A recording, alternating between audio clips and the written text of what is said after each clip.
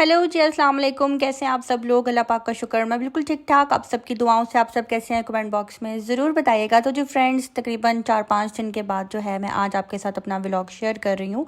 और thank you so much कि आप सब ने इतने कमेंट्स किए और मुझे इंस्टाग्राम पे जो है पूछा उन लोगों ने जो तकरीबन 4 से 5 साल से लगातार मेरे से पूछते हैं मेरे गायब होने के बाद कि आप कहाँ पे हैं, आप की वीडियोस क्यों नहीं आ रही। तो बस मेरे व्लॉग्स ना आने की रीज़न यही थी कि मैं मदीना से मक्का चली गई थी और उसके बाद जो है कुछ ऐसी मसरूफियत थी जिसकी वजह से मेरा दिल ही नहीं कर रहा था कि मैं किसी भी वीडियो की एडिटिंग करूं, वॉइस ओवर करूं। और मैं उस वक्त को खोना नहीं चाहती थी, उस वक्त को मैं कैच करना चाहती थी अपनी इबादत में, अपनी आँखों में। उसको मैं मतलब कि व्लॉगिंग में मैं टाइम वेस्ट बिल्कुल भी नहीं करना चाहती थी। हाँ, मैंने वीडियोस बना ली हुई थी, छोटे छोटे क्लिप्स जो बनाती थी मैं या मेरे हस्बैंड, उनको मैं उस दिन के हिसाब से सेव कर लेती थी। मुझे अंदाज़ा होता था कि ये इस दिन की वीडियो है। कुछ डेट्स का भी आपको पता है, डिटेल्स में डेट्स आ जाती हैं। तो फिर मैंने सोचा कि बाद में फ़ारिग होकर खैर से जो है आपके साथ ये सारी वीडियोस मैं शेयर करूँगी। तो अभी मैं जा रही हूँ उस जगह जिसके बारे में मैंने लास्ट वीडियो में आपके साथ थोड़ी सी बात की थी कि जब मैं यहाँ पे गई तो मेरे रोंगटे खड़े हो गए थे और एक दिल जो है मेरा बहुत तेज़ धड़कने लग गया था। और ये फीलिंग्स आई थिंक उन सबको आएंगी जो यहाँ पे जाते होंगे, और इंशाल्लाह जो यहाँ पे जाएंगे उनको मेरी ये बात ज़रूर याद रहेगी। ये है जी ग़ज़वा ओहद वाली जगह जहाँ पे मैं जा रही हूँ। ग़ज़वा ओहद के पहाड़ हैं जिधर मैं जा रही हूँ। यहाँ पे ये जो ग़ज़वा ओहद के पहाड़ है ना, ये वो पहाड़ है जो कि नबी पाक सल्लल्लाहु अलैहि वसल्लम के साथ साथ चला करते थे। और नबी पाक सल्लल्लाहु अलैहि वसल्लम ने कहा कि मुझे ओहद के पहाड़ों से और ओहद को मेरे से बेतहाशा मोहब्बत है। और कहते हैं कि जब आप अगर ड्रोन कैमरे से अगर आप ऊपर इन पहाड़ों की तरफ जब नीचे वीडियो बनाए ना, तो ये जो पहाड़ है ना, इससे मोहम्मद लिखा हुआ है। तो ये जो मस्जिद है, ये 72 शौदा यानी कि 72 शौदा के नाम से जो है ये मस्जिद है। और यहाँ पे जो है इन पहाड़ों के ऊपर जो है जंग लड़ी गई थी। और ग़ज़वा ओहद में जो है हमारे 70 सहाबा जो है शहीद हुए थे। और मैं जब इस जगह पे गई तब मुझे इतनी डिटेल मालूम नहीं थी। हाँ, बचपन में 3 या 4 क्लास में जो है हमारा एक चैप्टर भी था ग़ज़वा ओहद के नाम से।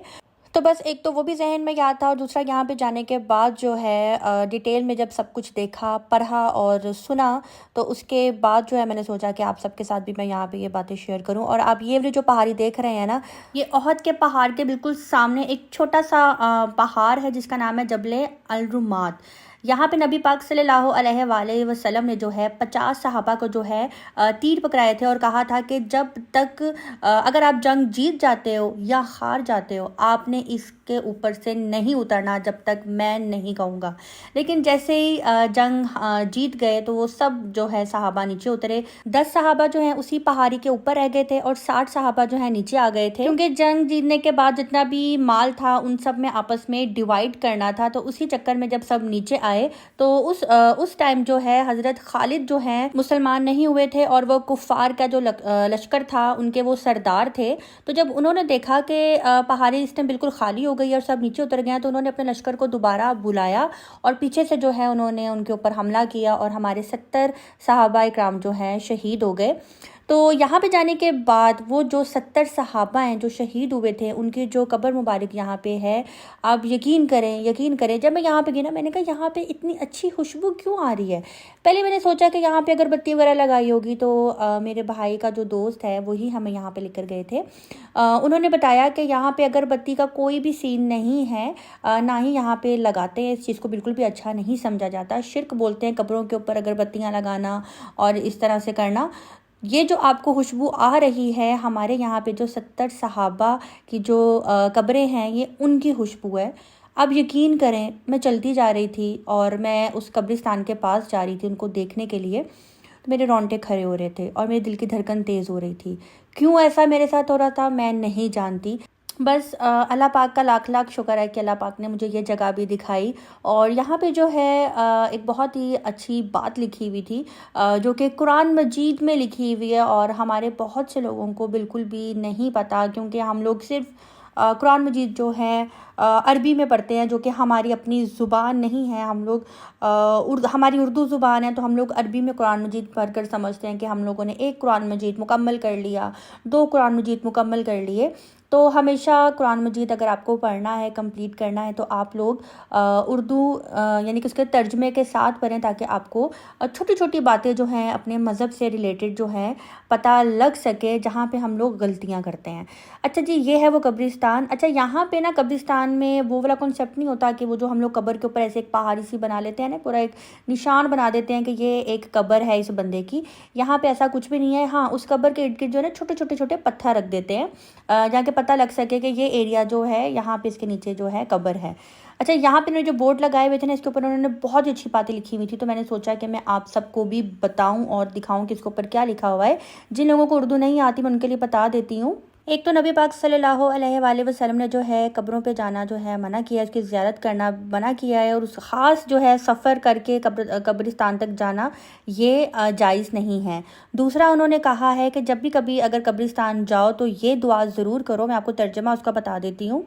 सलामती हो तुम पर ए मोमिनो और मुसलमान की बस्ती वालों, हम भी इंशाल्लाह तुमसे मिलने वाले हैं। हम अपने और तुम्हारे लिए अल्लाह ताला से आफ़ियत के तलबगार हैं। बस ये दुआ करो और आप लोग वापस आ जाओ। और दूसरा मकसद ये है कि मैंने तुम्हें कब्रों की ज़ियारत से मना किया था, अब तुम उनकी ज़ियारत किया करो, इसलिए कि ये आखिरत की याद दिलाती हैं। ठीक है, यानी कि हम सिर्फ जाएं, ये दुआ करें और वापस आ जाएं। और कब्रों को छूना बिद्दत है, ये जायज़ नहीं है, ये शिरक है। और ये डिटेल मैं सोचा था कि आपके साथ मैं ये शेयर करूं। और अगर किसी को मेरी बात यानी कि समझ में ना आ रही हो तो स्टॉप करके आप यहाँ पे डिटेल में पढ़ सकते हैं।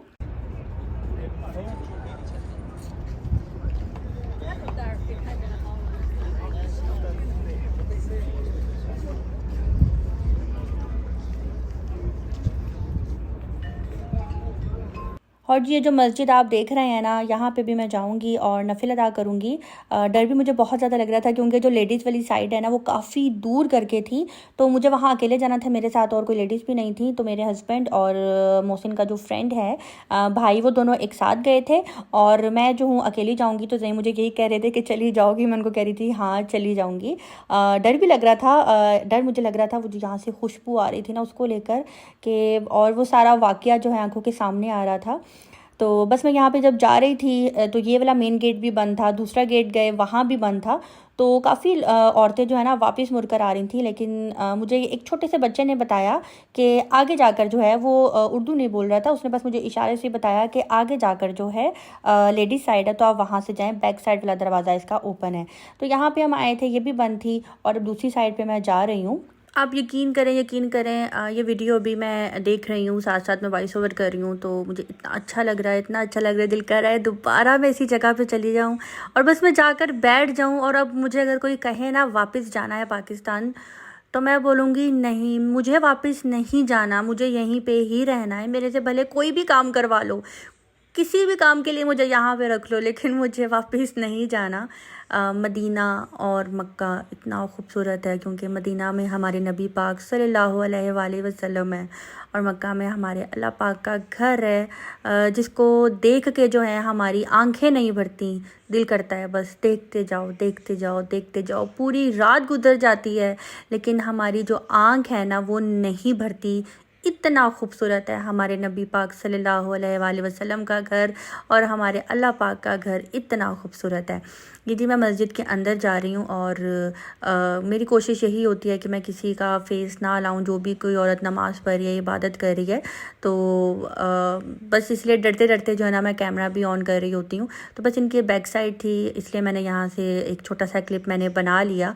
इतना सुकून है यहाँ पे, जिधर भी मस्जिद में जाओ नफिल अदा करने के लिए, नमाज़ पढ़ने के लिए, तो दिल करता है कि बस लंबा सजदा हो, और नमाज़ पढ़ने के बाद बस बैठ कर जो है ना बस देखते रहो, दुआ मांगते रहो। मैं फीलिंग्स नहीं बता सकती, इतनी अच्छी फीलिंग्स थी।